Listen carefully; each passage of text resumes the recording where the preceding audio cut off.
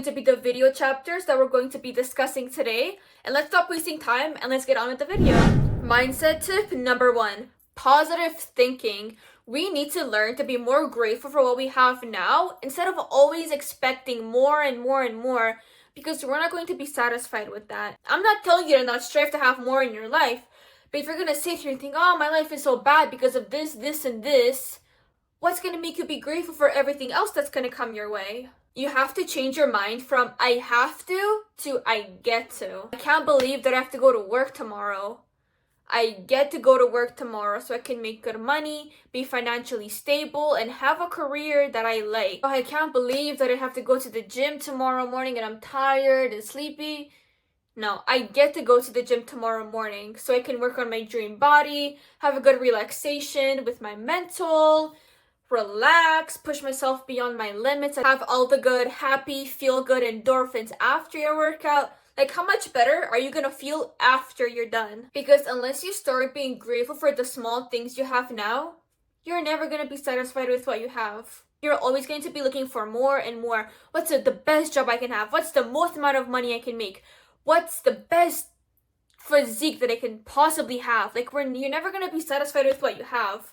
That's why you gotta learn to be grateful, but still continue to strive for more. If you sit here and just whine about your situation, nothing's gonna make a difference unless you change your mindset and that you keep striving to get more in your life. And this goes into surrounding yourself with positivity. F the coworkers, F the people at school. If you're constantly going to be surrounded by people who complain, gossip, have drama, what do you think is gonna influence you to do?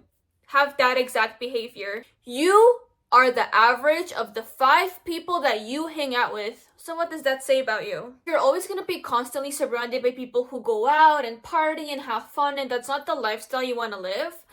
You are going to get influenced. If you have nothing else surrounding your life that's working towards you reaching your goals, being in good relationships and good friendships, you're going to resort to that comfort of the people that you hang out with because you're always around them. So that's going to be your comfort space. Likewise, if you surround yourself with people who are hard workers, religious, believe in God, are always striving to be 1% better, have good friendships, good relationships, they like to talk about their achievement, their goals, always hyping you up, it's going to help you get to your goals faster. You have that support that you need during those times. If you are in those environments though that you can't really seem to get out of, literally just block them from your vision, from your friends list, from your Instagram. You do not need those type of people in your life, let alone your personal life. If you gotta go to school and see them, hear them, whatever, let them do their thing. If you work with them, just let them be as they be. But don't give into that just because you don't have other people to hang around with. You are much better off just being alone, working hard on your goals, working hard on your relationship with God, rather than being surrounded by that bad influence. Mindset tip number 2 is having a growth mindset. Constantly getting 1% better than you were the day before. Ask yourself, what am I doing today that's getting me closer to where I want to be tomorrow? And it sure isn't scrolling on your phone or watching countless videos on YouTube, or even worse, watching all of those motivational videos just to get the motivation high for 5 minutes and then letting it die down. If you're going to watch something educational and put it into action. I'll say it once and I'll say it again. You have to get comfortable with being uncomfortable. One more time. You have to get comfortable with being uncomfortable. That is growth to its finest, because you are pushing yourself beyond your limits of what you're used to. That is literally forcing you to have to get better because you're pushing yourself far out of your comfort zone.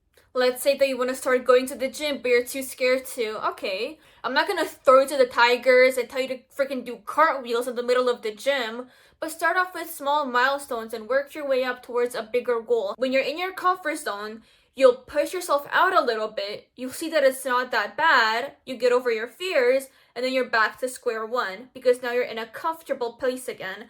Then you do something else that makes you uncomfortable. You're nervous again. You have fears.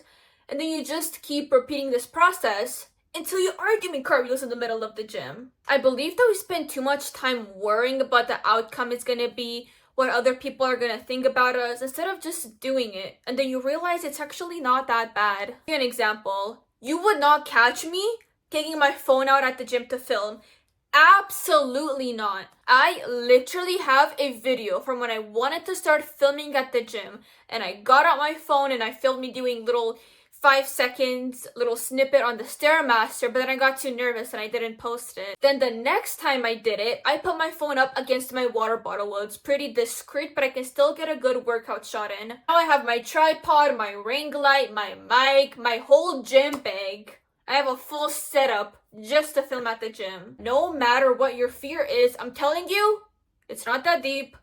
You'll get comfortable with whatever you're doing and you're gonna push yourself more because that is how you evolve as a person. On the topic of milestones and goals is mindset tip number 3. Is having a goal-oriented mindset. A dream without a goal is just a wish. If you're gonna dilly-dally around the fact that you want to do something and it's not the right date, it's not the right time, the temperature is not exactly at 20 degrees Celsius, there will never be a perfect time for you to start unless you just do it. If you're not setting goals for yourself, let alone small milestones along the way to help you get to your big goal, it's right out the door because you're gonna forget about it and it's gonna be too big of a goal for you to reach, so you're not gonna strive towards doing it when things get hard. But you have to pick your hard because it is hard to go to the gym every single morning before work, have to get up early, get dressed, get home, do breakfast, all that stuff. But it's also hard to be unfit and not happy with yourself and to be unhealthy. It is hard to start a side hustle when you come back home from your full-time job, you're tired, you want to do anything, you're exhausted. But it's also hard to have a job that you don't like and that you dread going to work every single day. And I don't know about you, but I would much rather choose the hard that's going to improve my life in the long term instead of staying stagnant with what I have now, staying in my comfort zone and not being happy with where I am in life. Because both of these are hard, you just have to pick which hard. Okay, homework time. So this is what you're gonna do for this mindset tip. You're going to take your big goal and you're gonna split it up along small milestones. This is a big yearly goal that you want to achieve, let's say by the end of the year. Split it up into monthly goals. Perfect. Now we're gonna split it up into weekly goals. What do you have to do each week to hit your monthly goal to then hit your target of the big goal at the end of the year? And you already know where I'm going with this. Now you're gonna set it up into daily goals and daily habits because this way you're forced to stay accountable by having to see those small milestones every single day or every single week because you know that you need to get to that big goal. So these are the things that you have to do to get there. And to help motivate you more to reach that goal, give yourself an ultimatum. If you don't reach your goal by X time, what's something that you're willing to sacrifice if you don't reach that goal? For me, I know it's enough that if I don't strive to be a full-time content creator, I'm not gonna have the chance at being successful in the future, which is my main goal. That's enough of a reason for me, but it comes down to your why. Is your why strong enough for this goal? Because chances are, if the why is not strong enough, then you won't really care about the ultimatum. And let's say your goal was to work out. If not, you won't get a ice cream sundae. And you don't care about working out and you eat your sundae and you get fat and you complain about life and you're unhealthy, well, that's on you. So truly sit down with yourself and think about what you want, why you want it, and how it's going to impact your life. And that will make goal setting easier for you as well. Mindset tip number 4 is to stop dwelling on the past and stop worrying about the future. I used to be so skinny and fit. I would run a 10K like every day. Okay, so why aren't you getting a gym membership and doing strength training and cardio? I miss my ex and my old friends and how I used to party all the time and I had friends around me.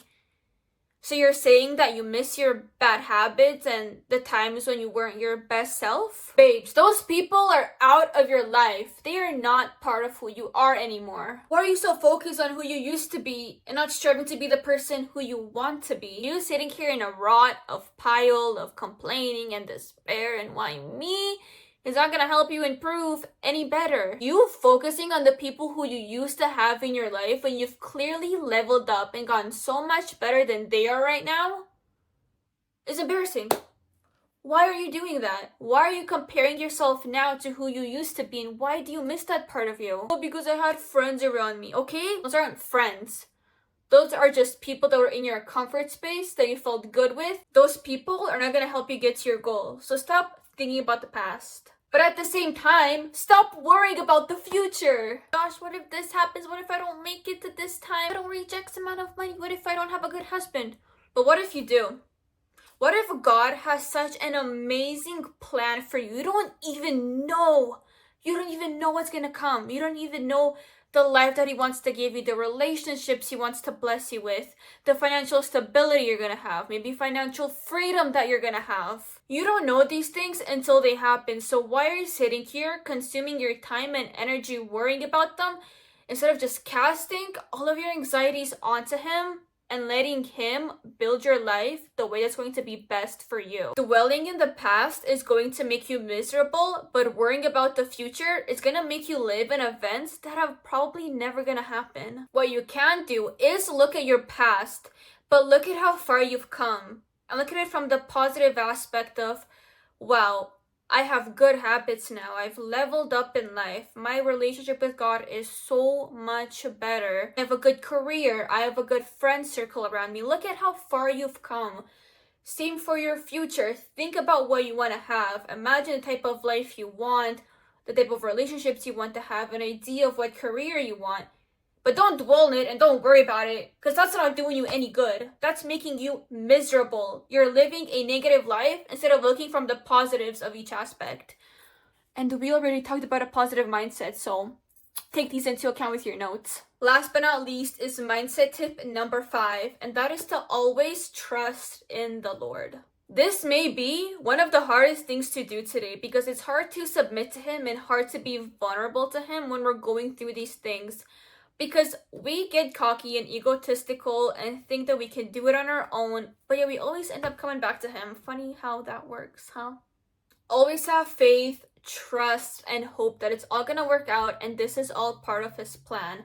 But read the scripture, pray, be vulnerable with Him, and He will help show you and make your path straight. Ask and you shall receive. Like, it's really simple.